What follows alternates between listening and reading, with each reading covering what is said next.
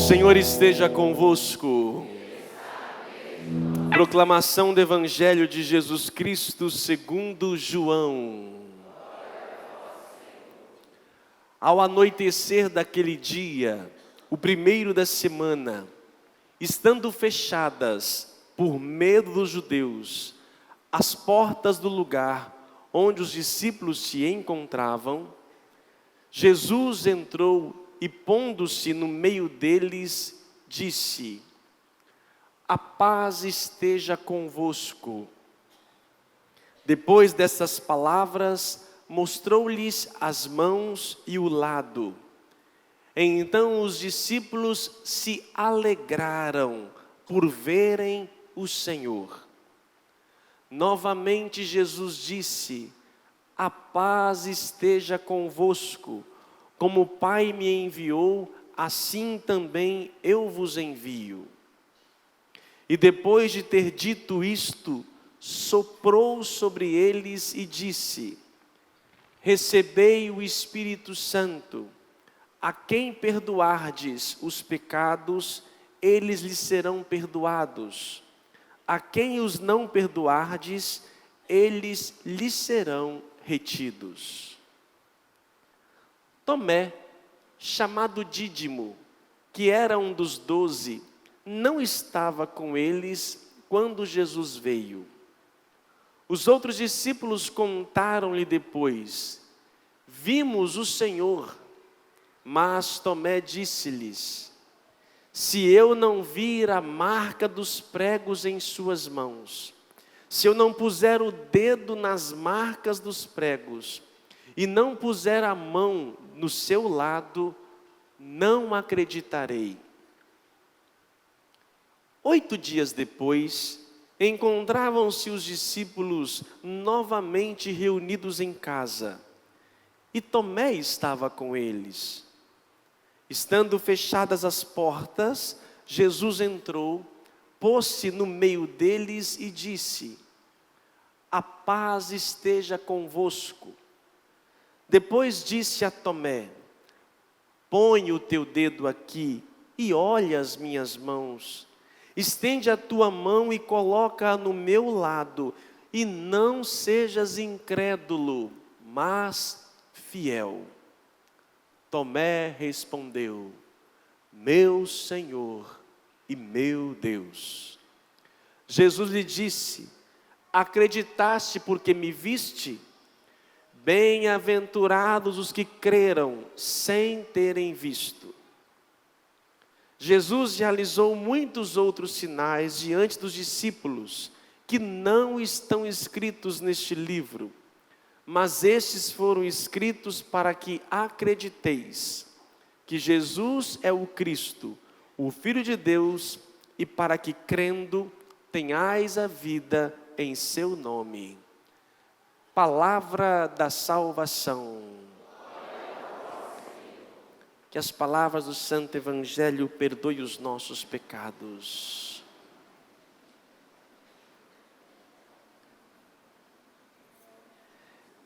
Dai graças ao Senhor porque é bom, eterna é a vossa misericórdia. Que a casa de Abrão, que a casa de Israel, a casa de Arão, que todos que temem o Senhor digam: eterna é a sua misericórdia. A misericórdia de Deus não é passageira, não é no momento somente, só naquela hora. Eternamente Deus é misericórdia. Estamos neste ano, convocado pelo Papa, refletindo um pouco sobre a misericórdia. Já disse outras vezes e confesso mais uma vez que nunca havia me atinado tanto e buscado compreender esta palavra simples, que o Papa nos fala, inclusive, que vai além do amor, é a misericórdia. E para que nós possamos sermos misericordiosos, temos que aprender com Ele, como devemos ser. E na liturgia de hoje, Jesus mostra a misericórdia sua com Tomé. Quando alguém duvida da tua palavra, qual é a sua reação? O que nós fazemos quando alguém nos coloca numa situação complicada, nós dizemos, não faz, não faz, não faz, a pessoa faz. E aí depois que a gente faz, eu te disse, eu te disse, eu te disse, né? E às vezes jogamos na cara da pessoa. Aqui Jesus, mesmo diante da dúvida de Tomé, não questionou, não pôs na parede. Pelo contrário, quando ele diz, põe aqui as tuas mãos, um desejo de salvar Tomé. Mas antes de falar de Tomé, voltemos um pouco no texto bíblico. Estamos aqui no período da ressurreição. Os apóstolos e a comunidade cristã passou por um grande trauma. A morte de Jesus. A morte de Cristo foi algo que mexeu com todo mundo. 3 anos seguiram esse homem, acreditaram que ele era o Salvador, e de repente ele morre da pior maneira possível, como um bandido, como um assassino, como realmente alguém longe de Deus, e no silêncio. A comunidade se feriu, a reação de cada um foi diversa. Judas traiu e se enforcou, Pedro traiu e chora amargamente. Alguns nem se falam na Bíblia. Tomé também é um daqueles que sofreu. Tomé não era aquele que não acreditava. Não podemos atribuir a Tomé a incredulidade, porque em outros trechos da Bíblia, nós vemos Tomé, aquele que toma a iniciativa por primeiro, que quer dar a vida como Deus, como Cristo pede. Tomé ali passou por um momento traumático. O trauma, a dor em Tomé foi tamanha. Como eu disse, diante de um fato, cada um reage de uma forma. Mas Tomé ali, meus irmãos, ele nem teve coragem de voltar à comunidade. Na Bíblia aqui não fala, no relato bíblico que ouvimos, por que Tomé não estava presente. Penso eu que ele estava em casa remoendo, triste, sem vida. O mundo dele caiu, foi tirado dele. Não sei se você já passou por isso, quando ele tira o chão, quando fere a alma, quando alguém te decepciona, quando alguém morre repentinamente. Gente, às vezes chega até a perder a fé. Não que perdesse, mas era uma dor que sangrava. Mas a comunidade estava reunida, mas com medo. Mesmo reunidos, eles estavam com medo. As portas fechadas por medo dos judeus. Porque se fizeram isso com o nosso mestre, o que não irão fazer conosco? O trauma foi tamanho, a dor, que eles se trancaram e não tinham nem coragem de poder pôr a cara na rua, porque já circulava no WhatsApp da cidade, todinho falando, né? A cara deles estava rodando para tudo quanto é lado, e eles estavam com medo, e ali reunidos em comunidade com medo. O medo, meus irmãos, ele é necessário para a nossa vida. Precisamos do medo. Se nós não tivéssemos medo, já estaremos mortos há muito tempo. O medo me impede de poder jogar na ponte. O medo me impede de poder sair correndo, atravessar a ruas sem olhar para um lado para o outro. Eu tenho que olhar, porque o medo é um equilíbrio da vida. Eu estou vivo graças ao medo que eu tenho. O medo é necessário, agora na medida certa. Quando exagerado, ele se transforma e nos atrofia, nos congela, nos amedronta, nos faz trancar em nós mesmos. E é muito mais do que uma fobia. O medo exagerado, como estava aqui os discípulos, totalmente fechados. E às vezes hoje também, olhando para a comunidade cristã, quais são os nossos medos? Temos os medos hoje de um homem-bomba, o medo do nosso futuro no Brasil, se correr o bicho pega, se ficar o bicho come. O medo do outro, o medo do dialogar com o outro, com o diferente. O medo de falar que é católico, que é cristão, medo de falar de Jesus, não sei falar. E aí chega na rodinha de amigos do trabalho, a boca fica lá fechada porque eu tenho medo de errar. Quando no trabalho se faz uma oração, não tenho coragem sequer de abrir a minha voz, porque eu tenho medo, o que vão achar de mim, falar de mim. Medo do medo do outro, aquele que me fere, medo de sair na rua à noite devido à violência. Olha como o medo exagerado tem nos calado, tem nos feito cada vez mais nos omitir. Junto a este medo, estava a comunidade reunida, e ali apareceu o Senhor. E o que ele fez? Qual foi a primeira palavra dele? A paz esteja convosco. Na verdade, 3 vezes, nas aparições do ressuscitado aqui, nós vemos ele dizer: a paz esteja convosco. A paz de Cristo é aquela que tem capacidade de vencer os nossos medos. A paz provoca em nós uma mudança. A paz, meus irmãos, não é um relaxamento. Nossa, agora eu estou bem. Isso é spa, isso é meditação. Isso não é paz. A paz é outra coisa. A paz aqui, olha o que significa paz. Olhemos a leitura primeira. A primeira leitura tirada dos Atos dos Apóstolos. Olha a diferença do evangelho de um povo com medo, depois de viver a paz de Cristo. Olha o evangelho, a leitura primeira. A comunidade reunida, todos traziam os doentes para que pudessem ser curados, e queriam que ao menos a sombra de Pedro passasse e curasse e tocasse. Olha o que a paz de Cristo fez com aquelas pessoas. A paz é o que nós chamamos de paz inquieta. A paz de Cristo não é que receba a paz de Cristo e fico lá, nossa, todo zen, todo paradão, agora sim, agora eu sento em casa, faço aquela massagem, nossa, agora eu estou em paz. Não, você não está em paz, você está relaxado. Você está relaxado. Essa não é a paz de Cristo. A paz de Cristo não é uma simples ausência de guerra. Pelo contrário, a paz de Cristo é um sair de nós, é um desalocar, é um vencer o nosso medo, é sair, desestabilizar. O medo se torna para nós pequeno, não tenho, eu saio. Quando eu recebo a paz do ressuscitado, acontece em mim uma transformação. Uma transformação é que me faz vencer. Isto que é a paz de Cristo. É interessante, na missa, toda missa nós dizemos isso, né? A paz de Cristo. Então a gente está tão acostumado, né? Paz de Cristo, paz de Cristo, paz de Cristo, paz de Cristo. A gente vira um gesto simples, mas olha o poder.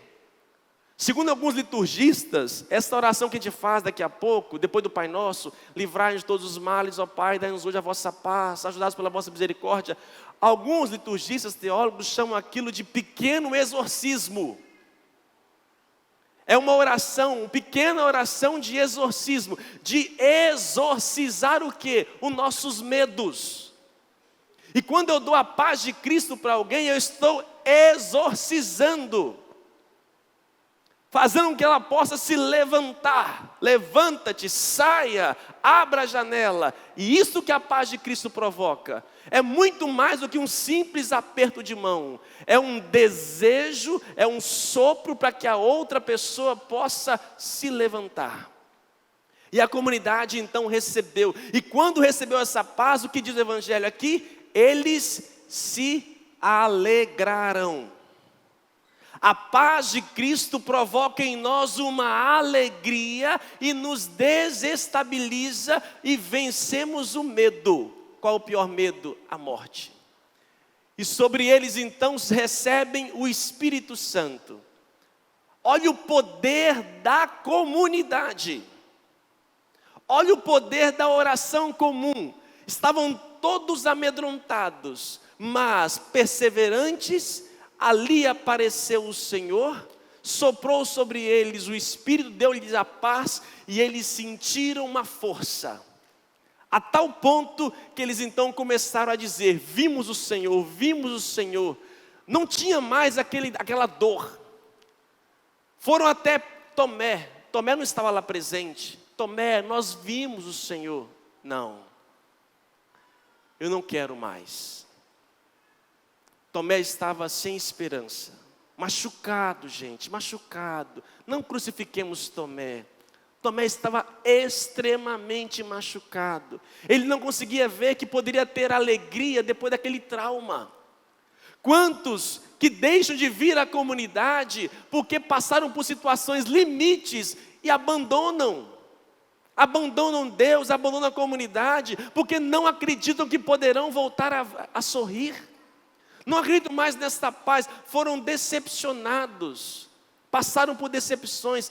Tomé se decepcionou profundamente. E ele disse: não, se eu não tocar de novo, eu não acredito, eu não conseguirei, eu não consigo. Está doendo demais. Eu vi ele sendo crucificado, é impossível estar vivo, é impossível ter vida de novo, eu não vou conseguir ter esta vida de novo. Mas, mesmo diante, aí é o bonito de Tomé, né? Mesmo duvidando, mesmo machucado, 8 dias depois, estava ele lá na comunidade. Gente, reparem, sempre é a comunidade. O ressuscitado sempre provoca a comunidade. Todos que fizeram e fazem experiência voltam para a comunidade.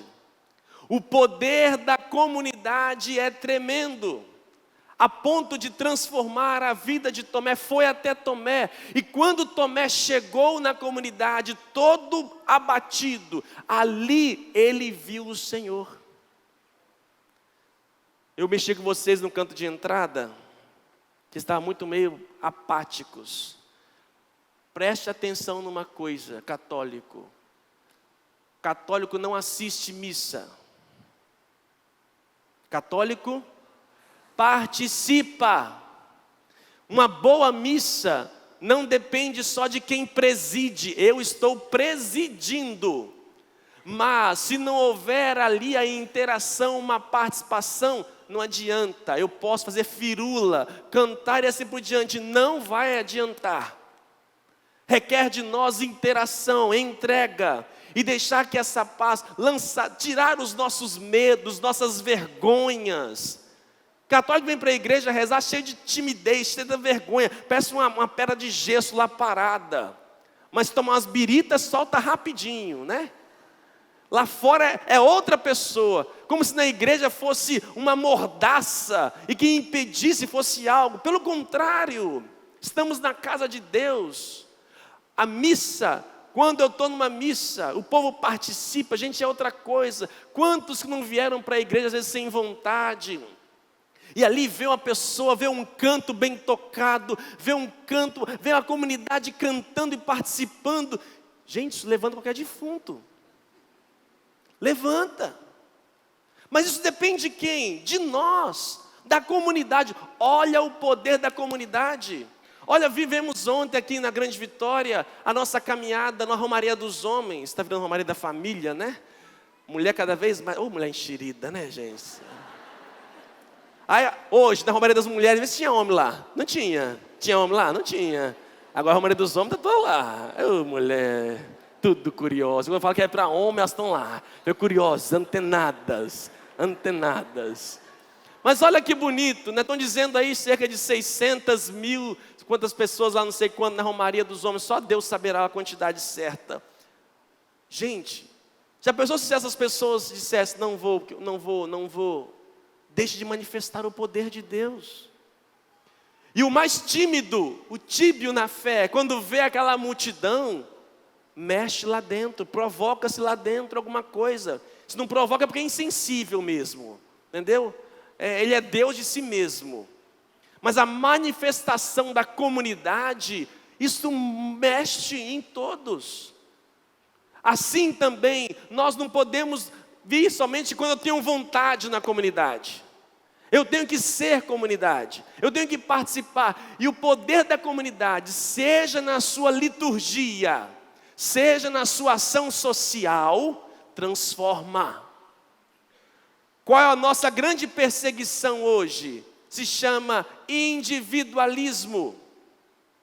Nós estamos sofrendo desta doença, nos isolando, fechando. Já tenho a minha vida, o meu compromisso, já tenho o meu mundo e não me preocupo com o comunitário. Isso é uma praga, é uma doença que assola realmente a graça. Porque quanto mais a comunidade se reunir em todos os sentidos da vida, amados, nós expulsamos demônio, curamos doenças e assim por diante. Porque o ressuscitado está entre nós. Tomé, quando Jesus apareceu, diz: toca, Tomé. Deus diz a ele: toca. E nós, católicos, nós podemos hoje tocar no Senhor. Toca, toque. Não seja incrédulo, mas fiel. Bem-aventurados que creram sem terem visto. Digo várias vezes para vocês, eu nunca vi Jesus Cristo aparecer na minha frente, mas eu creio neste homem que a ponto de dar a minha vida por suas palavras.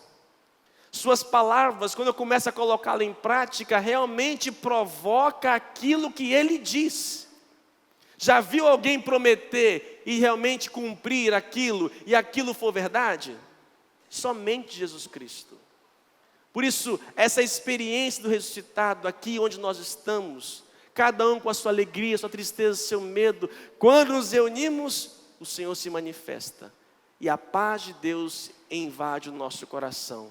E a gente sai daqui, não do mesmo jeito, pelo contrário, saímos diferente, anunciando para todos. Esse é o poder, meus irmãos, da comunidade cristã.